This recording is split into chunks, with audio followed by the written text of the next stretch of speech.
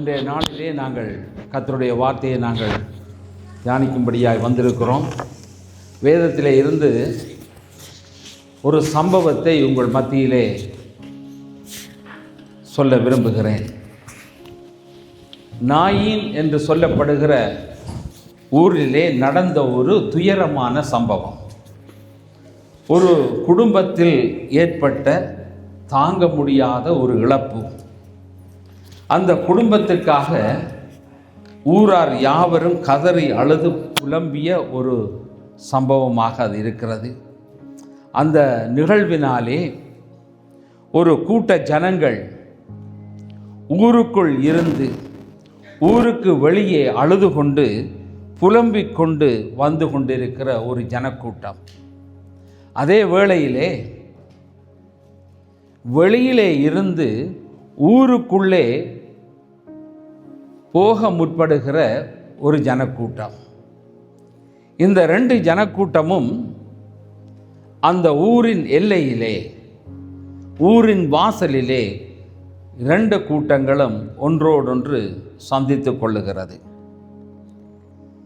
அவை இந்த இரண்டு கூட்டமும் சந்தித்து கொள்ளுகிற அந்த நிலையிலே அங்கு நடைபெறுகிற சம்பவத்தை ஆதாரமாக கொண்டு இன்று கர்த்தருடைய வார்த்தையை நாங்கள் தியானிக்கப் போகிறோம். லூக்கா எழுதின சுவிசேஷம் 7வது அதிகாரம் 11 முதல் 16 வசனங்கள். Look chapter 7 verses 11 to 16. மறுநாளிலே அவர் நாயின் என்னும் ஊருக்கு போனார். அவருடைய சீஷர் அநேகரும் திரளான ஜனங்களும் அவருடனே கூட போனார்கள். அவர் ஊரின் வாசலுக்கு சமீபித்த போது மரித்து போன ஒருவனை அடக்கம் பண்ணும்படி கொண்டு வந்தார்கள். அவன் தன் தாய்க்கு ஒரே மகனாயிருந்தான். அவளோ கைம்பெண்ணாயிருந்தாள். ஊராரில் வெகு ஜனங்கள் அவளுடனே கூட வந்தார்கள். கர்த்தர் அவளை பார்த்து அவள் மேல் மனதுருகி அழாதே என்று சொல்லி கிட்ட வந்து பாடையை தொட்டார். அதை சுமந்தவர்கள் நின்றார்கள். அப்பொழுது அவர், வாலிபனே எழுந்திரு என்று உனக்கு சொல்லுகிறேன் என்றார். மரித்தவன் எழுந்து உட்கார்ந்து பேசத் தொடங்கினான். அவனை அவன் தாயினிடத்தில் ஒப்புவித்தார். எல்லாரும் பயமடைந்து, மகா தீர்க்கதரிசியானவர் நமக்குள்ளே தோன்றியிருக்கிறார் என்றும் தேவன் தமது ஜனங்களை சந்தித்தார் என்றும் சொல்லி தேவனை மகிமைப்படுத்தினார்கள். இன்றைய உலகத்திலே நடைபெறுகிற பலவிதமான சம்பவங்களுக்கு, அந்த சம்பவங்களை மத்தியிலே கூடுகிற ஜனங்கள் இன்று உலகத்திலே பலவிதமாய் கூடுகிறார்கள். களியாட்டுகளிலே, கொண்டாட்டங்களிலே கூடுகிற மக்கள் இருக்கிறார்கள். பிறந்த நாள் கொண்டாட்டங்களிலே கூடுகிறவர்கள், திருமண நாள் கொண்டாட்டங்களிலே கூடுகிறவர்கள், இப்படியாக ஒவ்வொரு கூடுகையிலும் அநேக ஜனங்கள் கலந்து கொள்ளுகிறவர்கள். அதே நேரத்திலே ஒரு மரணம் என்று ஒன்று வரும்போது அந்த மரண வீட்டிலும் மக்கள் கூடுகிற வழக்கம் உண்டு. இந்த ஊரிலே, இது ஒரு கிராமம், நாயின் என்று சொல்லப்படுகிற ஊர். அந்த ஊரிலே ஒரு விதவை பெண், அவளுக்கு இருந்த ஒரே ஒரு வாலிப மகன். இவர்கள் இருவரும் எந்த துணையும் இல்லாமல், தகப்பன் இல்லாமல் வாழுகிற ஒரு பையன், கணவன் இல்லாத பெண், குழந்தையை வளர்க்கிற பொறுப்பு, இவைகளோடு வாழ்ந்து கொண்டிருக்கிற ஒரு குடும்பத்திலே நடைபெற்ற ஒரு சம்பவம் என்னவென்றால், யாரை நம்பி அந்த தாய் தன்னுடைய வாழ்க்கையை கொண்டு நடத்தலாம் என்று எதிர்பார்த்திருந்தாலோ அந்த வாலிபன் மரித்து போகிறான். கணவன் இல்லை, மகனை நம்பிய தாய், தாயை பொறுப்படுத்தி வழிநடத்துகிற மகன் இப்பொழுது இல்லை. தாய் என்ன செய்வதென்று தெரியாமல் கதறி அழுகிற சூழ்நிலை. அந்த ஊரார் எல்லாரும் கூடி அவளுடைய வாழ்க்கையில் நடந்த அந்த துயர சம்பவத்தை நினைத்து அவர்களும் கதறி அழுது கொண்டிருக்கிற ஒரு சூழ்நிலையை நாங்கள் இந்த இடத்திலே பார்க்கிறோம். இப்போ அந்த துக்கத்தின் மத்தியிலும் பிரிவிலும் வேதனையிலும் தவித்து கொண்டிருக்கிற அந்த குடும்பத்துக்கு ஆதரவாக வந்து கூடிய ஊர் ஜனங்கள், அவர்கள் எல்லாருமா சேர்ந்து அவருடைய வாழ்க்கையிலே ஏற்பட்ட இந்த இழப்பை குறித்து அவர்கள் புலம்புகிறார்கள். இந்த நாங்களும் சில மரண வீடுகளுக்கு போகிற போது அந்த மரணத்தை குறித்து நாங்கள் பார்க்கும்போது நடந்த அந்த சம்பவம், அந்த அவருடைய மரணத்துக்கான காரணத்தை நாங்கள் அறியும் போது பல வேளைகளிலே எங்களுக்கே கண்ணீர் வருகிறதை நாங்கள் பார்க்கிறோம். அதே பிரகாரமாக அந்த ஊரார் அந்த இடத்திலே இந்த குடும்பத்துக்கு நடந்த அந்த சோகத்தை பார்த்து அவர்கள் அழுகிறார்கள். அவை இப்படிப்பட்ட ஒரு சூழ்நிலைகள் மத்தியிலே இப்பொழுது அந்த உடல் அடக்கம் பண்ணப்படுவதற்கு கொண்டு போக வேண்டிய நேரம் வந்தாயிற்று. அப்படியாக அந்த இடத்திலே அந்த நாட்களிலே இந்த பாடையை செய்து அந்த பாடையிலே அந்த மரித்த உடலை வைத்து எல்லாருமா சேர்ந்து கொண்டு தூக்கி கொண்டு போவார்கள். இதை நீங்கள் நம்முடைய ஊரில் நீங்கள் பார்த்திருப்பீர்கள், பாடையில் சுமந்து கொண்டு போகிற வழக்கம். அதே பிரகாரமாக இவனையும் அப்படியாய் தூக்கி கொண்டு ஊரார் எல்லாம் சூழ்ந்திருக்க அந்த பிணத்தை தூக்கி கொண்டு ஜனங்கள் ஊருக்குள்ளே இருந்து வெளியிலே போகிறார்கள். வெளியிலே தான் அடக்கம் பண்ணப்பட வேண்டும், ஊருக்குள்ளே அதற்கான இடம் இல்லை. ஊருக்கு வெளியிலே தான் அது கொண்டு போய் அடக்கம் பண்ணப்பட வேண்டியது. அதற்கான இடம் ஒழுங்கு செய்யப்பட்டிருக்கிற இடத்துக்கு தான் கொண்டு போக வேண்டும். ஆகவே ஊரார் அந்த உடலை சுமந்து கொண்டு மக்கள் கதறி அழ, தாய் கதறி அழ, அந்த உடலை பாடையை தூக்கி கொண்டு ஜனங்கள் வெளியிலே வரும்போது, அந்த ஊர் எல்லையை கடக்கிற இடம் வரும்போது வெளியிலே இருந்து இன்னொரு கூட்டம், அந்த கூட்டத்திலே ஆண்டவராய் இயேசு கிறிஸ்து, அவரோடு கூட வருகிற அவருடைய சீஷர்கள், அது மட்டுமல்லாமல் அவருடைய வார்த்தைகளை கேட்க வருகிற ஜனங்கள், இவர்கள் எல்லாருமாய் சேர்ந்து ஒரு பெருங்கூட்டம் அந்த ஊருக்குள்ளே வருகிறது. ஊருக்குள்ளே எல்லையிலே வரும்போது இந்த ரெண்டும் அங்கே ஒரு இடத்திலே சந்திக்கிறது. ஆண்டவராய் இயேசு பார்க்கிறார், அவருடைய நிலையை பார்க்கிறார், தாயுடைய கண்ணீரை பார்க்கிறார், ஊராருடைய கண்ணீர்களை பார்க்கிறார். ஆகவே ஆண்டவராகிய இயேசு அந்த காரியத்தை பார்த்தபோது அவர் மனதுருகினார் என்று வேதம் சொல்லுகிறது. மனதுருக்கமுள்ள தேவன் அவர், எங்கள் மேல் மனதுருக்கமுள்ள தேவனாயிருக்கிறார். எங்களுடைய வாழ்க்கையில் தோன்றுகிற பலவிதமான சூழ்நிலைகள், பலவிதமான இழப்புகள், பலவிதமான நோயின் காரியங்கள், எங்களுடைய வாழ்க்கையை பாதிக்கக்கூடிய பலவிதமான சம்பவங்கள், இவைகள் எல்லாம் வரும்போது, நாங்கள் வேதனையின் மத்தியிலே இருக்கிற போது ஆண்டவர் எங்களை பார்த்து மனதுருகிற தேவனாயிருக்கிறார். அது மட்டுமல்ல, அந்த இடத்திலே வந்த தேவன் மனதுருகி சுமந்து கொண்டு வந்த பாடையை ஆண்டவர் தொடுகிறார். நிறுத்துங்கள் என்று சொல்லுகிற பிரகாரமாய் ஆண்டவர் அதை தொடுகிறார். சுமந்து கொண்டு வந்தவர்கள் அப்படியே நின்று விட்டார்கள். அந்த சம்பவத்திலே நாங்கள் பார்க்கிற போது ஊரார் எல்லாரும் பார்த்து கொண்டு இருக்கிறார்கள்.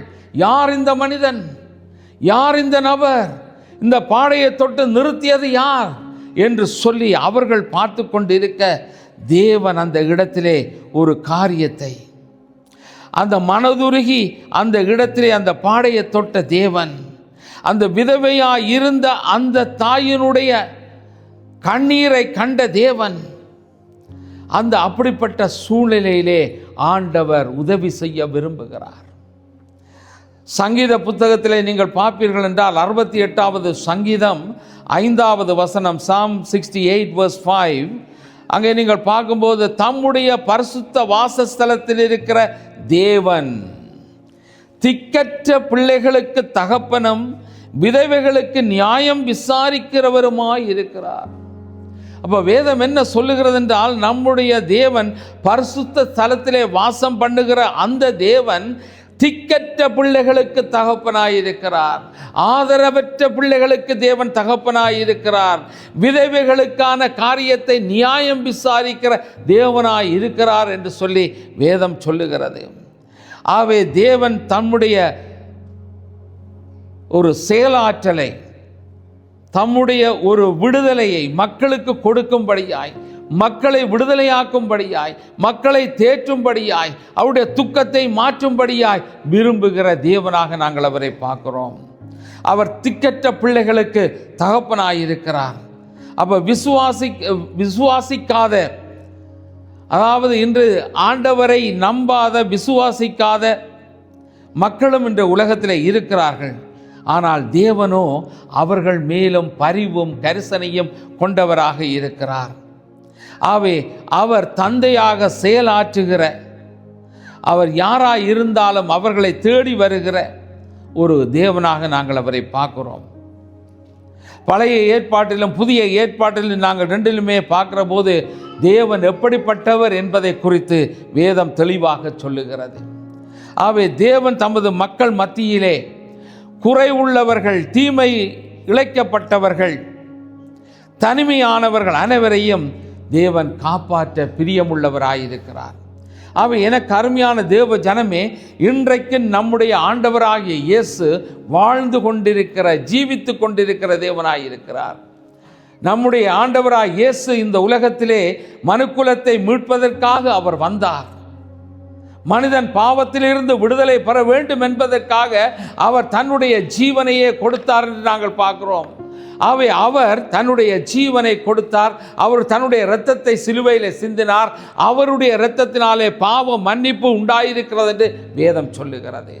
ஆகவே மனிதன் தன்னுடைய பாவத்தை போக்குவதற்காக எந்த விதமான காரியத்தையும் அவன் செய்ய வேண்டிய அவசியம் இல்லை. தன்னை வருத்த வேண்டிய அவசியம் இல்லை. அவன் தன்னை வருத்தாதபடிக்கு அவன் செய்ய வேண்டிய ஒரு காரியம் என்னவென்றால், அவன் மனம் வருந்த வேண்டும். உடலை வருத்துவதல்ல, மனதை வருத்தப்படுத்த வேண்டும். அதாவது மனம் வருந்தி, நான் ஒரு பாவி, நான் தவறான நடக்கையில் இருக்கிறேன், ஆண்டவருக்கு விரோதமாய் நான் வாழுகிறேன், கடவுள் விரும்பாத காரியத்தை செய்கிறவனாய் நான் வாழ்ந்து கொண்டிருக்கிறேன், என்னுடைய வாழ்க்கையிலே ஆண்டவரே நீர் என்னுடைய பாவத்தை கழுவ வேண்டும், என்னை சுத்தம் பண்ண வேண்டும், எனக்காக மரித்தவரே உம்முடைய இரத்தத்தினாலே என்னை தூய்மையாக்கும் என்று சொல்லி நாங்கள் பாவ அறிக்கையை அவரிடத்திலே கூப்பிட்டு சொல்லும்போது நம்முடைய ஆண்டவராய் இயேசு கிறிஸ்து அவருடைய இரத்தத்தினாலே பாவ மன்னிப்பை தருகிறார். 1 யோவான் 1:7 சொல்லுகிறது, ஆண்டவராகிய இயேசு கிறிஸ்துவின் இரத்தம் சகல பாவங்களை நீக்கி நம்மை சுத்திகரிக்கிறது என்று வேதம் சொல்லுகிறது. ஆகவே ஒரு மனிதன் பாவியாய் இருக்கிறான். பாவத்தில் இருந்து அவன் விடுதலையை பெற வேண்டுமானால் அவன் பாவ அறிக்கை செய்கிறவனாய் வர வேண்டும். பாவத்தை உணர்ந்து அறிக்கை இடுகிறவனாய் இருக்க வேண்டியது அவசியம். ஆகவே நம்முடைய ஆண்டவர் இந்த உலகத்திலே இருக்கிற மக்கள் அவர்கள் எப்படிப்பட்டவர்களாய், எந்த சூழ்நிலையில் இருக்கிறார் என்பதை அவர் கவனிக்கிறவராயிருக்கிறார். பாதுகாப்பு கொடுக்கிறவராயிருக்கிறார், விடுதலையை கொடுக்கிறவராயிருக்கிறார், சுகத்தை கொடுக்கிறவராயிருக்கிறார். யாத்திராகம புஸ்தகத்திலே 22 22, 23 பார்ப்பீர்களா இருந்தால், எக்ஸோடஸ் சாப்டர் 22, 23 விதவையையும் திக்கற்ற பிள்ளைகளையும் ஒடுக்காமல் இருப்பீர்களாக. அவர்களை எவ்வளவாகிலும் ஒடுக்கும் போது அவர்கள் என்ன நோக்கி முறையிட்டால் அவர்கள் முறையிடுதலை நான் நிச்சயமாய் கேட்டு. அப்போ ஆண்டவராகிய இயேசுவிடத்திலே முறையிடும் போது உலகத்திலே ஒடுக்கப்படுகிறவர்கள் உண்டு, வேதனையிலே வாழுகிறவர்கள் உண்டு, திக்கற்ற மக்கள் உண்டு, விதவைகள் உண்டு. அவர்களை ஒடுக்கக்கூடாது. இன்றைக்கு உலகம் அப்படிப்பட்டவர்களை ஒடுக்குகிற போது தேவன் நியாயம் விசாரிக்கிற தேவனாயிருக்கிறார். ஆகவே எனக்கு அருமையான தேவ ஜனமே, இன்று எங்களுடைய வாழ்க்கையில் நாங்கள் எத்தனையோ சூழ்நிலைகளுக்குள்ளாய் கடந்து போகலாம். எங்களுடைய வாழ்க்கையிலே அநேக காரியங்கள் வெளியிலே சொல்ல முடியாமல் எங்களுடைய வாழ்க்கை இருக்கலாம். கண்ணீரும் கம்பலையுமாய் இருக்கலாம். ஏன் என்னுடைய வாழ்க்கையில் இப்படி நடைபெறுகிறது என்று பல கேள்விகள் எங்களுடைய வாழ்க்கையில் எழும்பலாம். உன்னுடைய பாரத்தை ஆண்டவர் சுமக்க தயாராயிருக்கிறார். தேவ வார்த்தை சொல்லுகிறது, வருத்தப்பட்டு பாரம் சுமக்கிறவர்களே நீங்கள் எல்லாரும் என்னிடத்தில் வாருங்கள், நான் உங்களுக்கு இளைப்பாறுதலை தருவேன் என்று ஆண்டவர் சொல்லுகிறார். அப்போ அவரிடத்திலே வரும்போது எங்களுடைய பாரங்கள் நீங்கிவிடும், எங்களுடைய வாழ்க்கையிலே மாற்றம் உண்டாகும். அவர் எங்களுடைய வாழ்க்கையிலே துணையாய் நிற்கிறவராய் இருக்கிறார். உபாகம புஸ்தகத்திலே பார்க்கும்போது டியூட்ரானமி சாப்டர் 10 verse 18, உபாகமம் 10:18 அவர் திக்கற்ற பிள்ளைகளுக்கும் விதவைகளுக்கும் நியாயம் செய்கிறவரும் அந்நியன் மேல் அன்பு வைத்து அவனுக்கு அன்னவஸ்திரம் கொடுக்கிறவருமாய் இருக்கிறார். அப்போ தேவன் என்ன செய்கிறார்னா, இவர்களுக்கு அன்னவஸ்திரம், உணவு, உடை எல்லாம் கொடுத்து தாங்குகிற வழி நடத்துகிற தேவனாய் இருக்கிறார். ஆகவே நம்முடைய தேவன் கைவிடுகிற தேவன் அல்ல. சங்கீதம் 146:9 சொல்லுகிறது, Psalm 146 verse 9, பரதேசிகளை கர்த்தர் காப்பாற்றுகிறார், அவர் திக்கற்ற பிள்ளைகளையும் விதவைகளையும் ஆதரிக்கிறார், துன்மார்க்கரின் வழியோ கவிழ்த்து போடுகிறார். ஆண்டவருடைய வார்த்தைகள் எங்களுக்கு பலனடை செய்கிற வார்த்தைகளாக இருக்கிறது.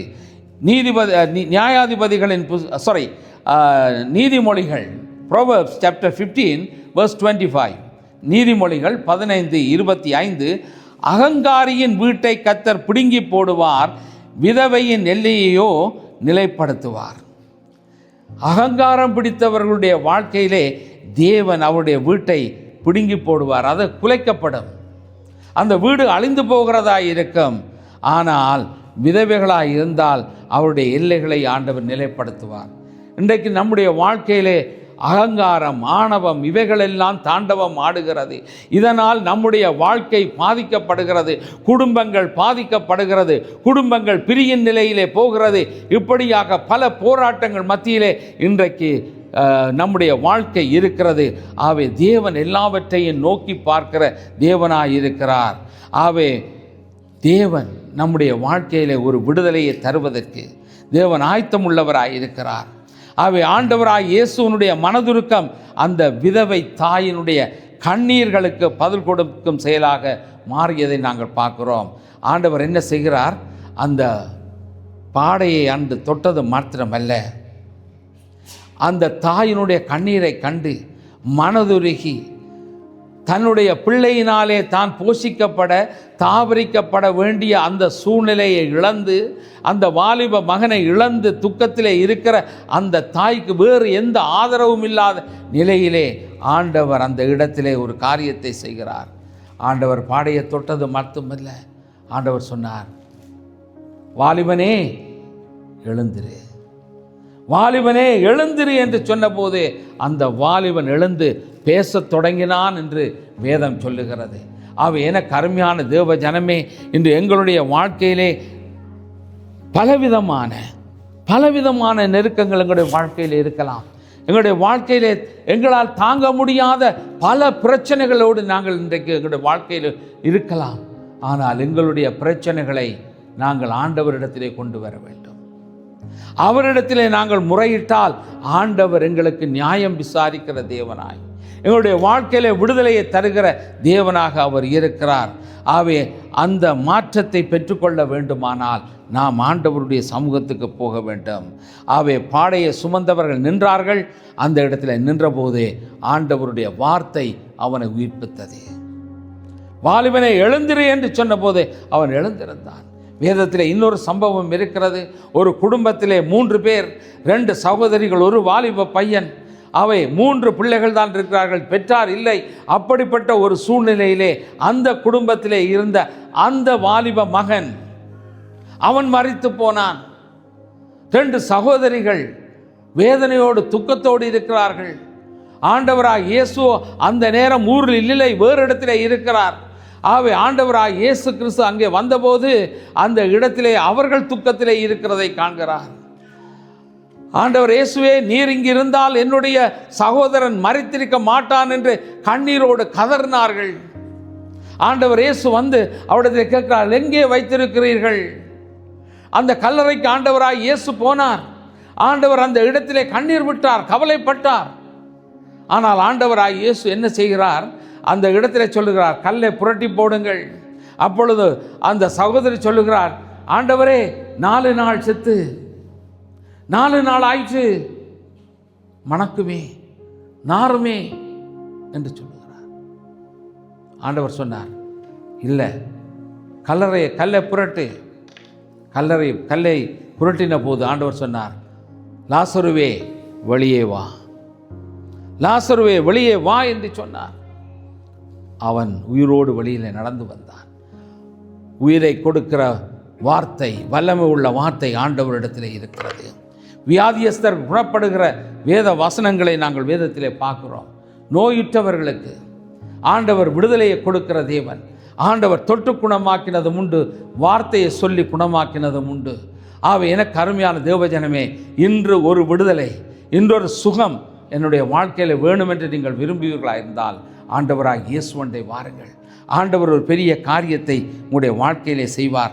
வேதம் என்ன சொல்லுகிறது?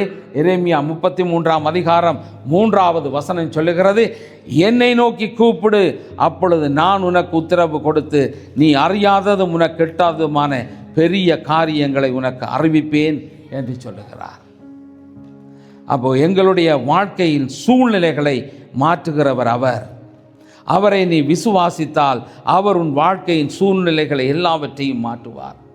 வேதத்திலே நாங்கள் பார்க்கின்ற போது இதே போன்ற எத்தனையோ சம்பவங்களை நாங்கள் வேதத்திலே பார்க்கிறோம். அவை தேவனுடைய வார்த்தை சொல்லுகிறது, தேவனை விசுவாசித்தால் தேவ மகிமையை காண்பாய். எனக்கு அருமையானவர்களே, இன்றைக்கு கர்த்தர் உங்களுடைய வாழ்க்கையிலே ஒரு காரியத்தை செய்யும்படியாய் ஆண்டவர் எனக்கு உதவி செய்வார். ஆண்டவர் என்னுடைய வாழ்க்கையில் உள்ள இந்த பிரச்சனைகளை நீக்குவார் என்று சொல்லி நீங்கள் விசுவாசித்தால் இன்று தேவ மகிமையை நீங்கள் காண முடியும். இன்று தேவன் உங்களுக்கான ஒரு விடுதலையை தருகிறவராயிருக்கிறார். இன்று ஆண்டவர் எங்களுக்கு ஒரு விடுதலையின் நாளாக, நோயிலிருந்து விடுதலையை தருகிற தேவனாக, எங்களுடைய பலவிதமான பிரச்சனைகளிலே இருந்து விடுதலையை தருகிற தேவனாக அவர் எங்கள் மத்தியிலே இருக்கிறார். அந்த வாலிபன் உயிரோடு எழுந்தபோதே எவ்வளவு சந்தோஷம், தாய்க்கு எவ்வளவு சந்தோஷம், அந்த கிராமத்து மக்களுக்கு எவ்வளவு சந்தோஷம். இவர்களுடைய குறையை நீக்கின அந்த தேவன், மகா தீர்க்கதரிசி நம் மத்தியிலே வந்திருக்கிறார், தேவன் எங்களுக்கு ஒருவரை தந்திருக்கிறார் என்று சொல்லி ஜனங்கள் போற்றி துதித்ததை நாங்கள் பார்க்கிறோம். நம்முடைய ஆண்டவராகிய இயேசு கிறிஸ்து இன்று உலகத்திலே வந்து, உலகத்திலே எங்களுக்காய் வாழ்ந்து மரித்து உயிரோடு எழுந்து இன்றைக்கும் ஜீவிக்கிற தேவனாய் இருக்கிறவர். உலகத்திலே பல கடவுள்கள் என்று சொல்லி வந்திருக்கலாம், அவதாரங்கள் என்று வந்திருக்கலாம், ஆனால் அவர்கள் எல்லாரும் மரித்து போனார்கள்.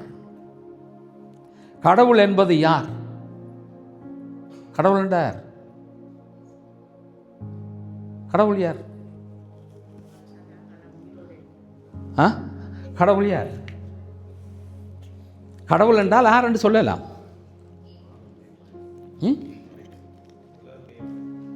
சரி, உலகத்தை படைத்தார், சரி, எல்லாம் அவரால் உண்டாயிட்டு, சரி, கடவுள் என்றால் யார்? அதாவது காலத்தை வென்றவன் தான் கடவுள். காலம் என்றால் என்ன? காலம் என்றால் என்ன? காலம் என்ற நேரம் இல்லை, நேரங்கள் கிடையாது. காலம் என்பது இந்த வருஷங்கள் அல்ல. காலம் என்று சொல்லப்படுவது இந்த உலகம் என்கின்ற இந்த சாம்ராஜ்யம், இந்த உலகம் முழுவதையும், சரியா? இந்த உலகத்திலே இருந்து ஒருவர் மரணத்தை ஜெயிக்கிற ஒரு ஜெயம். மரணத்தை யார் வெல்லுகிறானோ அவன்தான் கடவுள். மரணம் என்பது காலம், அந்த காலத்தை யார் வெல்லுகிறானோ அவன்தான் கடவுள். அப்போ உலகத்திலே வந்த பலர் தங்களை கடவுள் என்று சொன்னார்கள், ஆனால் அவர்கள் எல்லாரும் மரித்து போனார்கள், உயிரோடு எழும்பவில்லை. அப்போ உயிரோடு எழுந்தது ஆண்டவராகிய இயேசு கிறிஸ்து மாத்திரமே.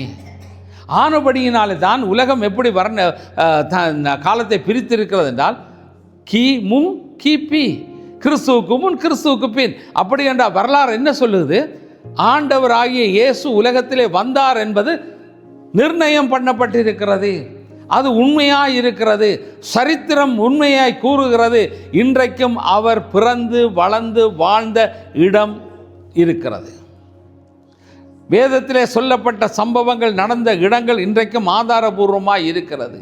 ஆகவே உலக தோற்றம் முதல் ஆண்டவராகி இயேசு கிறிஸ்து உலகத்திலே வந்து இன்றைக்கு உயிரோடு எழுந்து பரலோகத்துக்கு போய் வாசம் பண்ணுகிற அதே தேவன் இன்றைக்கும் உயிரோடு இருந்து எங்களுடைய விண்ணப்பங்கள் வேண்டுதலுக்கு பதில் தருகிற தேவனாயிருக்கிறார். ஆகவே எனக்கு அருமையான தேவ ஜனமே, இன்றைக்கு எங்களுடைய வாழ்க்கையில் உண்டாகிற எத்தனையோ விதமான சூழ்நிலைகள், அந்த சூழ்நிலைகளை எல்லாம் தேவன் மாற்றுகிறவராயிருக்கிறார். இந்த நாளிலே ஆண்டவர் உங்களோடு இடைப்படுகிற நேரம், இன்றைய நாளிலே இந்த இடத்திலே யாரெல்லாம் கடந்து வந்திருக்கிறீர்களோ, ஆண்டவர் உங்களோடு செயல்படுகிறதை நீங்கள் உணர முடியும். அருமையான ஐயா சிவமயம் அவர்களோடு நான் பல காலங்களாக தொடர்பில் இருக்கிறேன். ஐயா எப்பொழுதும் என்னோட ஃபோன் பண்ணி பேசுவார். அவரோடு நானும் பேசுவேன், அவரோடு ஜெபம் பண்ணுவேன். அந்த ஐயா அன்றைக்கு ஒரு நான் கால் பண்ணி என்ன சொன்னார், நான் உங்களுக்கு நன்றி சொல்ல வேணும். இப்போ நான் சொன்னேன், எனக்கு இல்லை, அந்த தேவனுக்கு. இந்த ஐயா இவ்வளோ சுகத்தோடு வந்து இந்த இடத்துல ஆராதனை இருக்கிறார். நான் பெரிய சந்தோஷப்படுறேன். இப்போ ஆண்டவர் அவருக்கு ஜபத்தை கேட்ட தேவன் பெரிய ஒரு விடுதலையை கொடுத்திருக்கிறார். இன்றைக்கு அவருடைய குடும்பத்தாரோடு வந்திருக்கிறார். அவை இன்று ஆண்டவர் எங்களுடைய வாழ்க்கையில் எத்தனையோ மாற்றங்களை கொண்டு வருவார். முதலாவது எங்களுக்கு என்ன தேவை என்றால் அவரை விசுவாசிக்க வேண்டும். இது அவரால் முடியும். அவர் எனக்கு குணம் தருவார், சுகம் தருவார் என்ற நம்பிக்கை, அந்த விசுவாசத்தோடு நாங்கள் வரும்போது ஆண்டவர் பெரிய காரியத்தை அவர் செய்வார். இன்றைக்கு ஒரு அற்புதம் செய்யுங்கப்பா, கேளுங்க ஆண்டவர்கிட்ட. ஆண்டவரே, என்னுடைய வாழ்க்கையில நான் எத்தனையோ பிரச்சனைகளை ஃபேஸ் பண்ணி கொண்டிருக்கிறேன் ஆண்டவரே. என்னுடைய வாழ்க்கையில என்னால் முடியாது என்று சொல்லப்படுகிற பல போராட்டங்களோடு நான் வாழ்ந்து கொண்டிருக்கிறேன் ஆண்டவரே. யாரிடம் சொல்ல முடியாத நிலைமையில நான் இருக்கிறேன் ஆண்டவரே. இன்றைக்கு எனக்கு ஒரு பதில் தருவீரா? நான் உம்மை ஏற்றுக்கொள்ளுகிறேன் ஆண்டவரே, எனக்கு ஒரு விடுதலையை தருவீரா என்று ஆண்டவரிடத்திலே உங்களுடைய இருதயத்தை ஊற்றி நீங்கள் ஜெபிப்பீர்களா இருந்தால் ஆண்டவர் இன்றைக்கு ஒரு காரியத்தை செய்வார். உங்களுடைய வாழ்க்கையில் ஒரு மாற்றத்தை ஆண்டவர் கொண்டு வருவார். நாங்கள் மாற வேண்டிய இடத்திலே நாங்கள் மாறியே ஆக வேண்டும். நாங்கள் கீழ்ப்படிந்து ஆக வேண்டும். கீழ்ப்படியாமல் ஒரு காரியத்தை பெற்றுக்கொள்ள முடியாது. ஆகவே எனக்கு அருமையான தேவஜனமே, இன்றைய நாள் ஆண்டவர் எங்களோடு பேசுகிறார். எங்களுடைய விண்ணப்பங்களுக்கு பதில் கொடுக்கிறவராயிருக்கிறார். அந்த விண்ணப்பத்தை கேட்கிற தேவன் எங்கள் மத்தியிலே இருக்கிறார். இன்றைக்கு ஒரு விடுதலையை தர விரும்புகிறார். எந்த சூழ்நிலையாக இருந்தாலும் சரி, எந்த விதமான பாரத்தோடு இந்த இடத்துல வந்திருந்தாலும் சரி, வியாதியோடு வந்திருந்தாலும் சரி, ஆண்டவர் இன்றைக்கு ஒரு குணமாகுதலை தர விரும்புகிறார். ஆண்டவர் இயேசு உங்களை நேசிக்கிறார். ஆண்டவர் இயேசு உங்களை நேசிக்கிறார். வாழ்க்கையிலே பல போராட்டங்களோடு இந்த இடத்துல இருக்கலாம். என்னுடைய வாழ்க்கையிலே எல்லாம் வெற்றி உள்ளது போல காணப்பட்டது, எல்லா ஆசீர்வாதமும் உள்ளது போல காணப்பட்டது. என்னுடைய வாழ்க்கை சிறப்பாக இருக்கிறது என்று நான் நம்பியிருந்தேன். ஆனால் வாழ்க்கையிலோ பல பிரச்சனை, குடும்பத்துக்குள்ளே பிரச்சனை, மனக்கசப்பு, இப்படியான மனநிலையோடு வந்திருக்கலாம். ஆண்டவர் எங்களுக்கு ஒரு விடுதலையை தாரும் என்று நீங்கள் கேட்பீர்களா இருந்தால் உடைய வாழ்க்கை மாறும். ஆண்டவர் என்று ஒரு அற்புதம் செய்வார், அதிசயம் செய்வார். ஆகவே நாங்கள் ஆண்டவருடைய சமூகத்தில் எங்களை தாழ்த்துவோமா? இது எங்களுக்கும் தேவனுக்கும் இடைப்பட்ட நேரம். நம்முடைய இருதயங்களை நாங்கள் ஆண்டவரிடத்தில் ஒப்புக் கொடுப்போம்.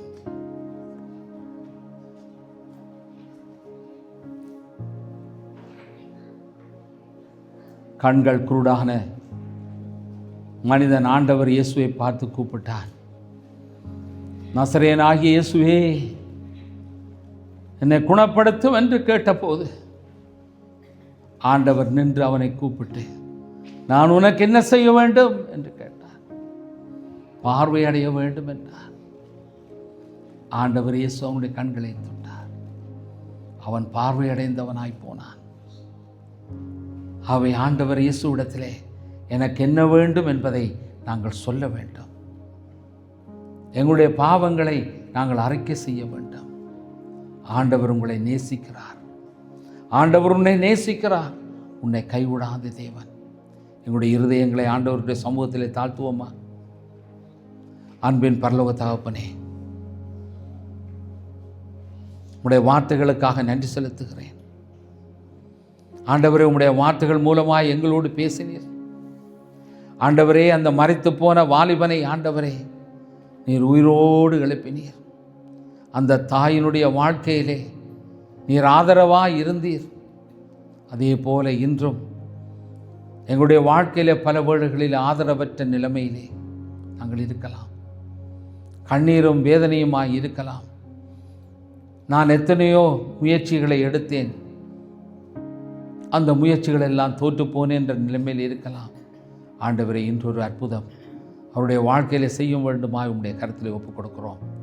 தகப்பனே, நீர் தாமே கூட எங்களை வழி நடத்தும். இயேசுவின் நாமத்தை ஜெபங்க நல்ல பிதாவே, ஆமேன்.